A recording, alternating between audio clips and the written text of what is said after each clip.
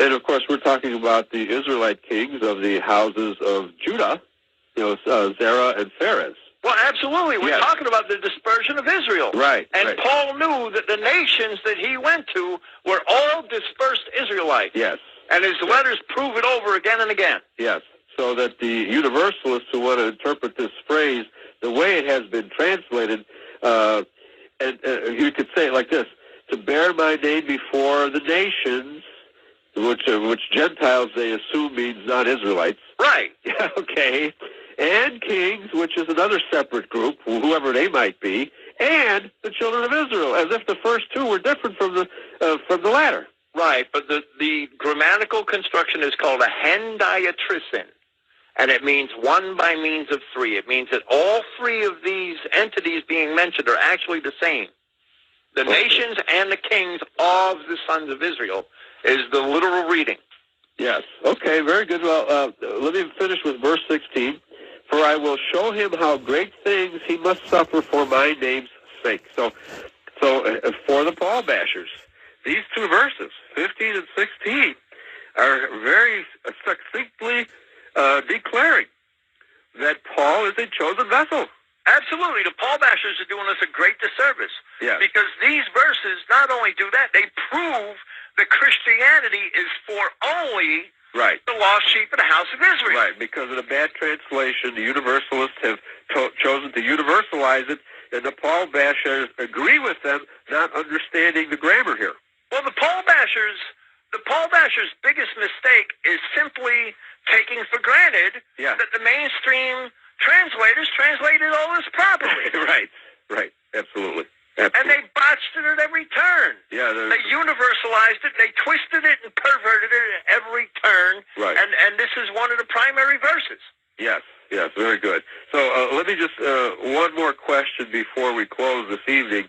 Do you think that this false translation or this mistranslation here is deliberate, or are the King James, it appears to me, this is the conclusion I've come to for a lot of these really bad translations, is that these translations from the Greek in the New Testament, especially the writings of Paul, it sounds to me like these King James translators didn't know Greek that well.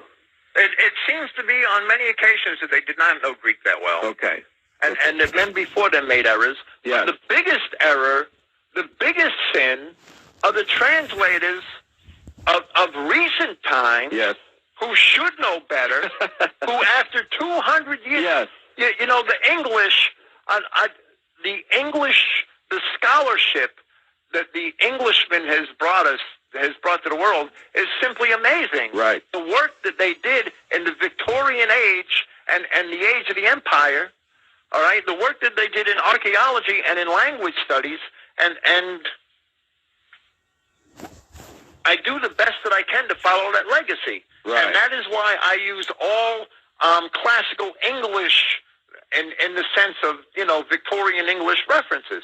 That's why I use the Liddell and Scott lexicon. Right. I don't use any of the modern trash because a lot of that's watered down and politically corrected. Right. That's why I read the Loeb Library Greek classics, because they were all translated in like the 1920s and 30s at the peak of English scholarship. Okay. Most of them were translated by English scholars. Right.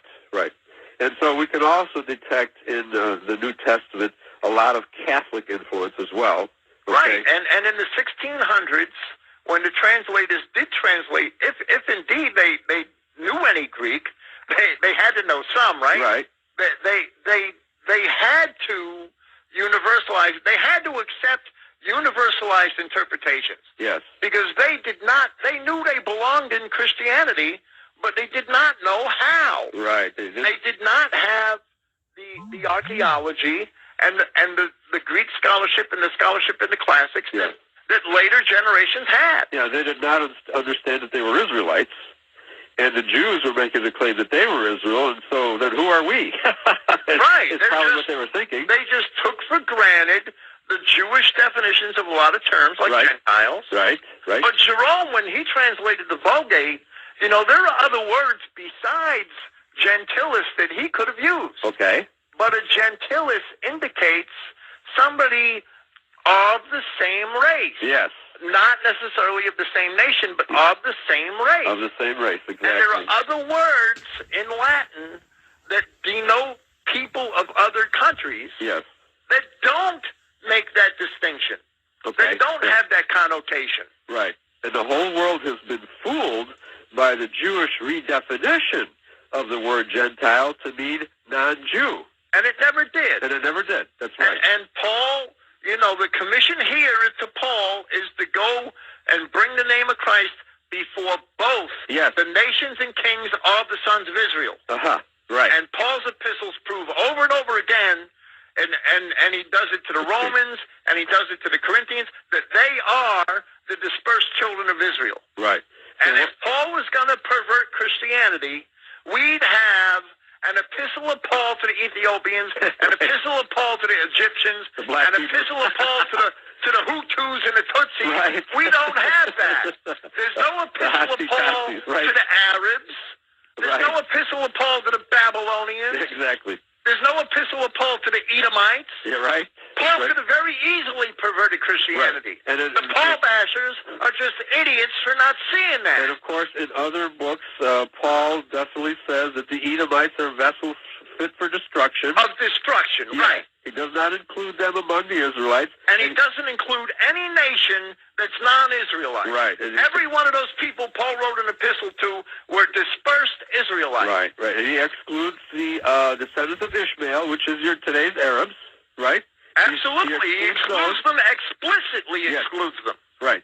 So if you thoroughly understand the writings of Paul, and obviously this is one of the verses in verse 15 here, that can be universalized because of the way it's translated. And if it's translated correctly, it's absolutely not universal. That's right. Yeah, very good. It's exclusive. Yes. Okay. That's why I wanted to discuss these last two verses in detail. Thank you, William Fink.